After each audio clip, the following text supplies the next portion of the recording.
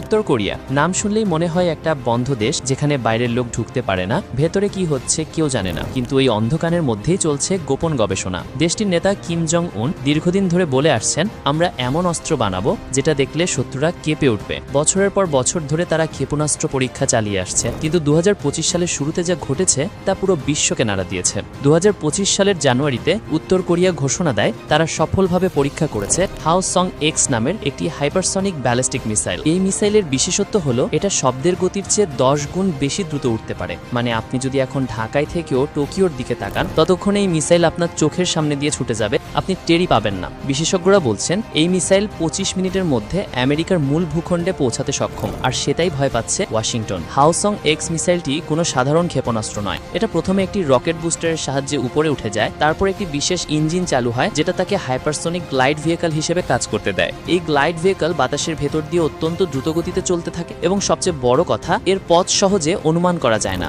মানে কোনো রাডার বা মিসাইল প্রতিরক্ষা সিস্টেমও সহজে একে থামাতে পারে না, যেটাকে আপনি দেখতে পাচ্ছেন না কিন্তু সে আপনার দিকে আসছে নিশ্চিতভাবে।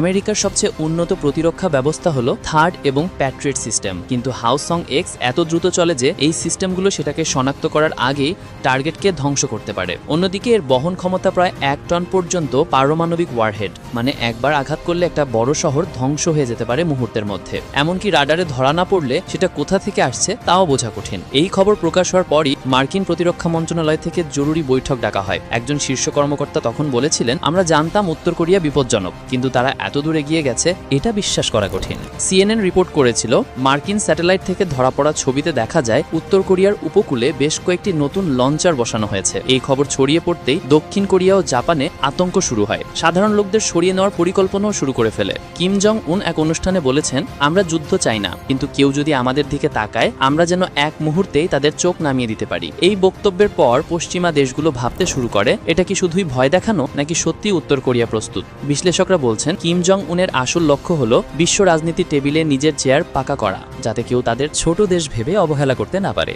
অনেকে ভাবছে এমন উন্নত প্রযুক্তি উত্তর কোরিয়া পেল কোথা থেকে। রাশিয়া এবং চীনের সাথে তাদের দীর্ঘদিনের সম্পর্ক আছে। অনেকে মনে করেন এই দুই দেশের সহায়তাতেই হাওসং এক্স তৈরি সম্ভব হয়েছে, কিন্তু উত্তর কোরিয়া বলেছে আমরা কোনো দেশের সাহায্য নিইনি, সবকিছু আমাদের নিজস্ব প্রযুক্তি। তবে বিশ্লেষকরা বলেন তাদের ক্ষেপণাস্ত্রের নকশায় রাশিয়ার আভাঙ্গার্ড এবং চীনের DFZ প্রযুক্তির ছাপ দেখা যায়। এই মিসাইল শুধু আমেরিকার জন্যই নয়, দক্ষিণ কোরিয়া এবং জাপানের জন্য বড় হুমকি, কারণ তাদের ঘাঁটিগুলো উত্তর কোরিয়ার সীমান্ত থেকে খুব কাছেই। বিশেষজ্ঞরা বলছেন একটা হাওসং এক্স যদি টোকিও বা সিওলের দিকে ছোড়া হয় মাত্র 3 মিনিটের মধ্যে আঘাত আনতে পারে। তাই উত্তর কোরিয়া এখন তাদের দুই মিত্র দেশের মধ্যে নতুন প্রতিরক্ষা ব্যবস্থা বসানোর চিন্তা করছে। এই ঘটনার পরেই শুরু হয় নতুন এক যুদ্ধ।